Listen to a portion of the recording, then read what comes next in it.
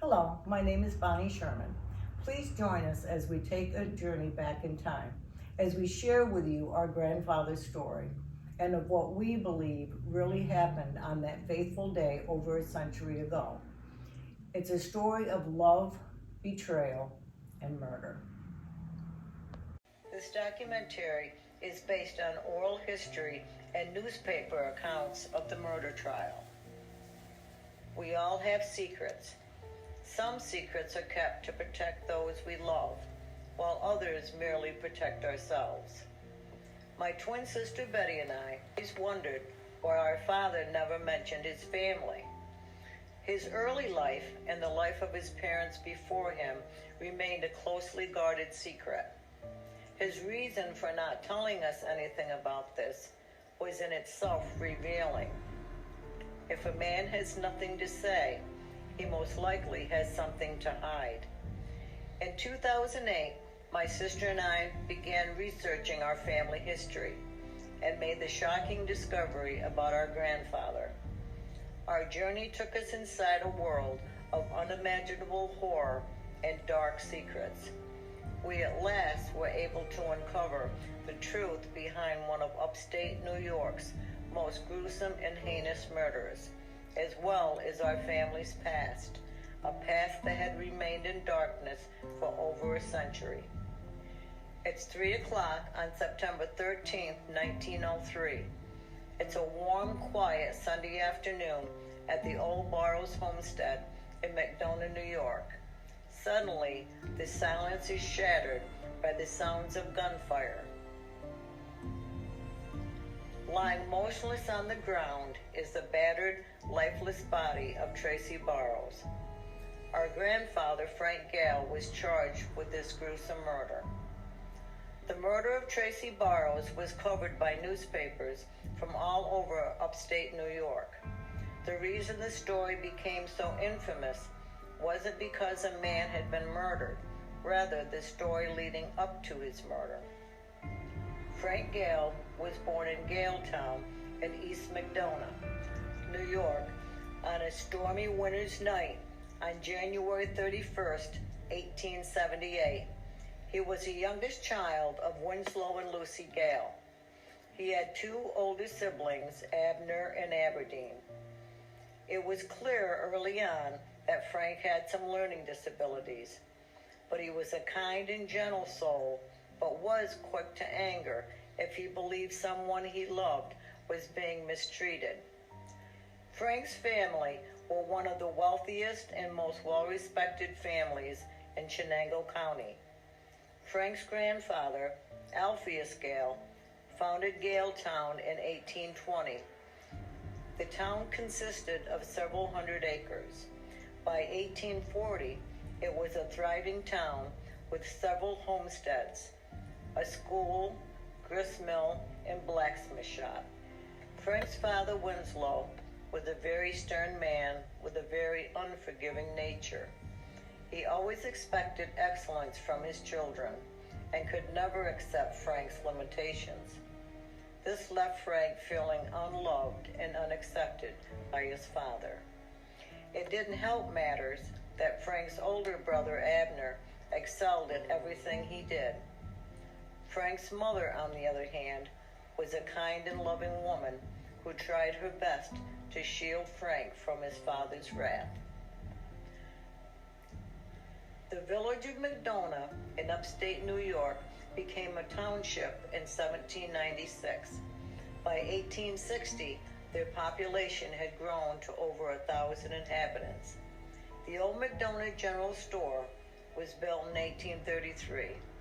Though no longer in operation, it will continue to be an integral part of McDonough's history. The Tucker Hardware Store was built between 1838 and 1841. The store sold hardware and feed and operated a phone exchange. It also had a courtroom on the second floor. It too is an integral part of McDonough's history.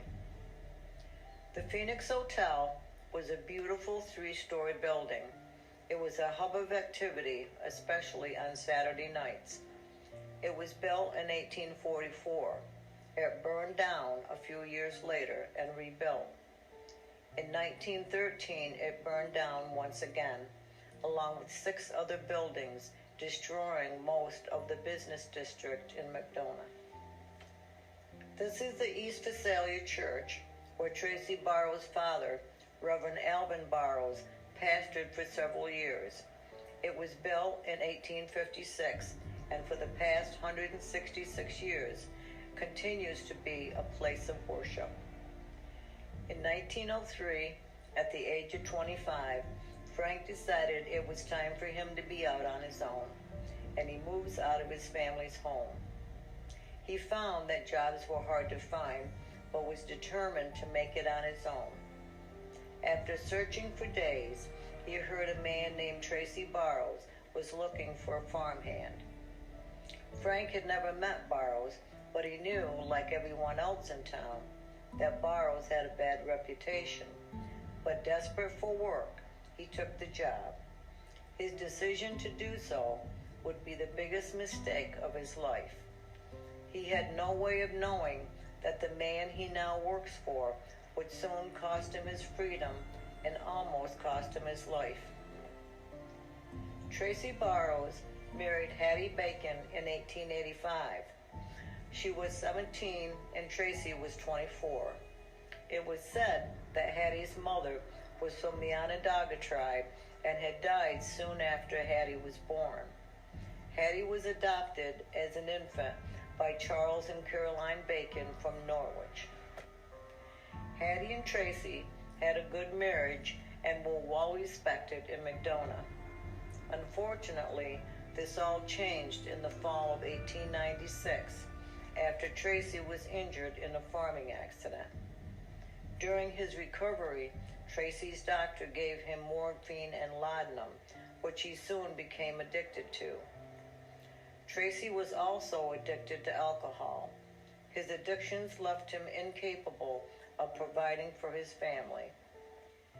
One evening at the Phoenix Hotel, Tracy ran into an old friend that he hadn't seen in years.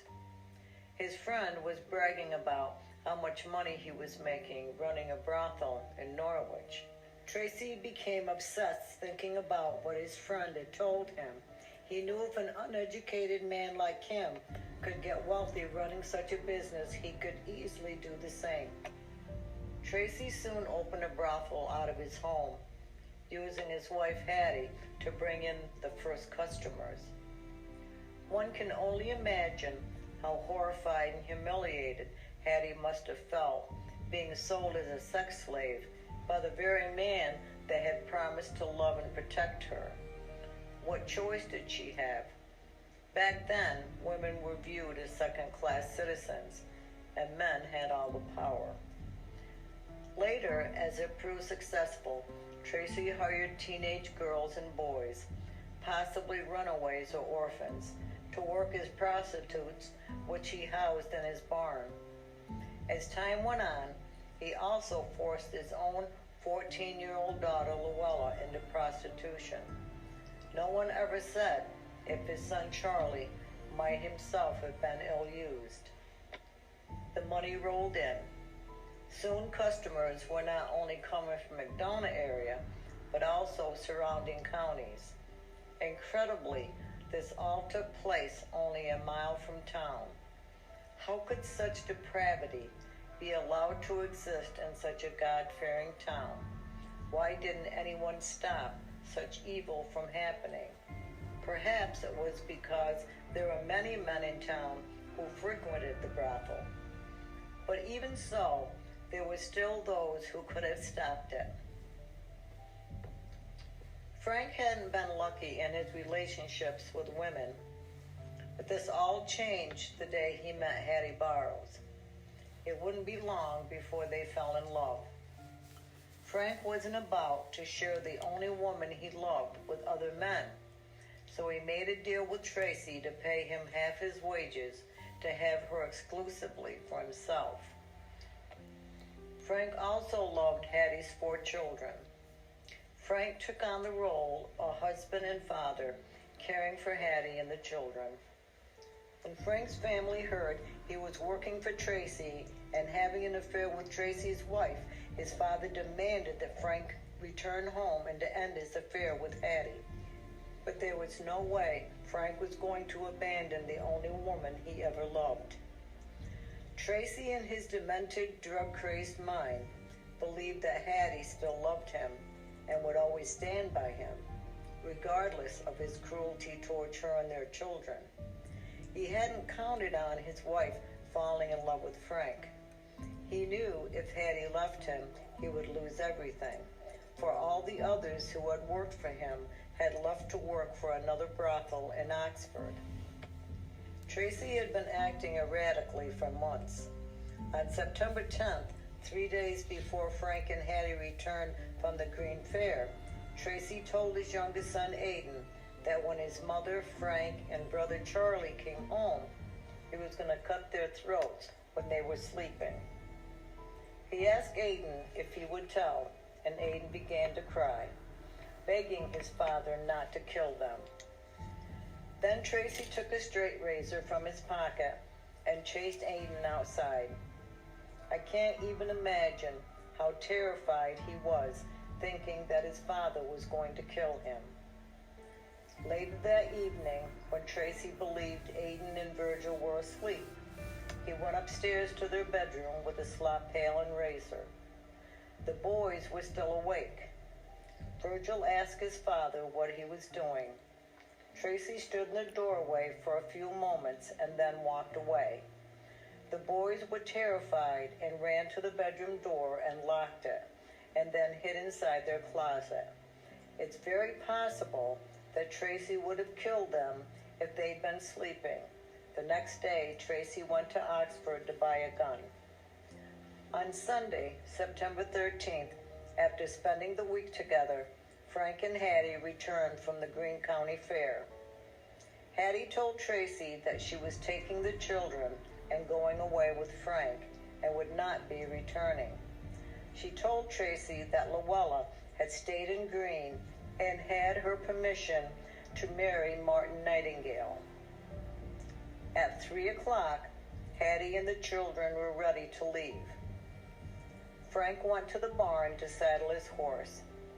Tracy soon followed and without warning shot Frank at close range, the bullet striking him in the left side of his neck. Frank fell to the ground in agony. Tracy then turned and fired at Charlie, missing his head by mere inches. The bullet went through the top of Charlie's hat, knocking it from his head. Tracy then turned the gun once again on Frank, firing 3 more shots. The last one misfired. Frank, bleeding and dazed, regained his footing and lunged at Tracy. They both fell to the ground. They were now in a life and death struggle. When Frank tried prying the gun from Tracy's hand, Tracy bites 2 of Frank's fingers down to the bone. Frank regained his footing once more and stomped on Tracy's stomach several times until Tracy finally dropped the gun. When Frank believed that Tracy was no longer a threat, he stumbled to the house where Hattie quickly wrapped her apron around his neck to help stop the bleeding. Frank finally got to his horse and goes to seek medical attention from Dr. Blair in the village. Hattie soon followed, leaving Tracy lying on the ground. Tracy raised himself up 2 or 3 times trying to reach for his gun, but Charlie kicked it out of his reach and picked it up. When Frank finally reached Dr. Blair's office, he was dazed and covered in blood. He was in terrible pain from the bullet wound in his neck and badly injured fingers. Dr. Blair gave him morphine for the pain and examined the bullet wound in his neck. He found that the bullet was lodged at the base of Frank's brain and believed it too dangerous to remove. Hattie soon arrives at Dr. Blair's office to be with Frank. Frank and Hattie had no idea how badly injured Tracy was when they left him. Dr. Blair soon was summoned to the Barrows home. By the time he arrived, Tracy had died from his injuries. When Frank heard the news that Tracy had died, he immediately turned himself in to Sheriff Page. The sheriff took Frank to Oxford so he could find an attorney. Frank was taken to the Shenango County Jail in Norwich, New York. Soon thereafter, Hattie and her 14-year-old son Charlie are also arrested and charged with Tracy's murder. After spending 8 months in jail, they were both released for lack of evidence. The murder trial was held at the Shenango County Courthouse in Norwich, New York, on a bitterly cold day on February 2nd, 1904. As soon as the courthouse doors opened, it was soon overflowing with spectators. The trial had become so infamous that people from all over Shenango County traveled miles by horse and wagon over dangerous snow and ice-covered roads to attend. Many families and friends of Frank's made the 32-mile round trip from McDonough to Norwich to support him. We found it curious that so many men that weren't friends of Frank's went to such lengths to attend the trial when they could have easily read about it in the newspapers. Perhaps it was because they were afraid that Hattie had kept a record, or a little black book, of all her past clients and feared they would be named during her testimony. And perhaps this was also the reason why there were so many women that attended the trial. The trial lasted 2 weeks. On February 15th, the jury was deadlocked. Judge Miller sequestered the jury for the night and gave orders to Sheriff Page to supply them with blankets. And the court and attorneys and the hundreds of people waiting for the verdict left the courtroom for the night. The next morning, the verdict was in. A deafening silence fell across the courtroom. The jury found our grandfather guilty of second-degree manslaughter. There was a universal gasp in the room, as though most believed Frank would be acquitted. The jury stood 7 for manslaughter and 5 for acquittal. Judge Miller spoke kindly to our grandfather and told him that he didn't believe that murder had been in his heart and that he had been acting under great distress. The judge then sentenced him to 5 years of hard labor at the Auburn State Prison. Frank and his family seemed relieved with the ruling, because if Frank had been found guilty of murder, he would have faced the electric chair. The judge then addressed the attorneys from both sides. He said that they were entitled to the thanks of the general public for the extreme cleanliness of the trial, considering the large amount of filth and moral depravity that might have been unfolded to the gaze of a morbid people. Many of Frank's family and friends were waiting outside the courthouse to wish him well. On February 17, 1904, Frank was transported by train to the Auburn State Prison. For the next 3.5 years, Frank would be known only as inmate 27844. Prisons at the time were places of extreme cruelty for all who entered its gates, with Auburn Prison being no exception. When the prisoners were not on work detail, they were housed in 3.5 by 7-foot cells. Their cells were like ovens in the summer months and freezing cold in the winter. The cells had no running water and only a pail for a toilet. Frank was released in 1907 and spent the next 10 years relentlessly searching for Hattie. He had no idea that Hattie and the boys had moved to another state after some of the Barrows men had threatened to harm them. Frank never married. In 1916, he met a woman named Jenny Tusing. They had 3 children together, one of whom was our father. Frank died at home on February 7th, 1923, at the age of 45. After years of searching, we've been unable to find Frank's cause of death or where he was buried. Perhaps he was buried in an unmarked grave because of the shame he had brought to his family. My sister Betty and I have always wondered if our grandfather's death was due to complications from the bullet that was still lodged at the base of his brain. If that is true, then in a strange twist of fate, Tracy did in fact kill our grandfather. Sometimes my sister and I go back to the rural homestead in McDonough where the murder took place. A feeling of dread overwhelms us as we stand near the spot where the victim drew his last breath.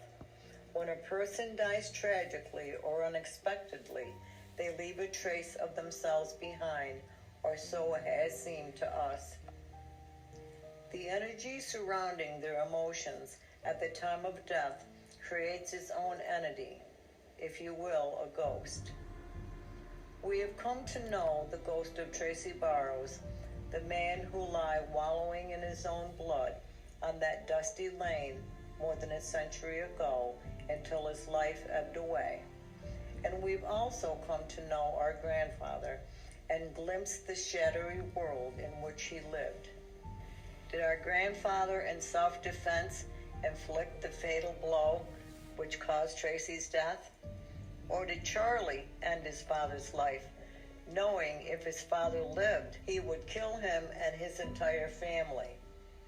According to oral history, there were two witnesses that never came forward until years later that said they saw Charlie hitting Tracy repeatedly in the face with a rock.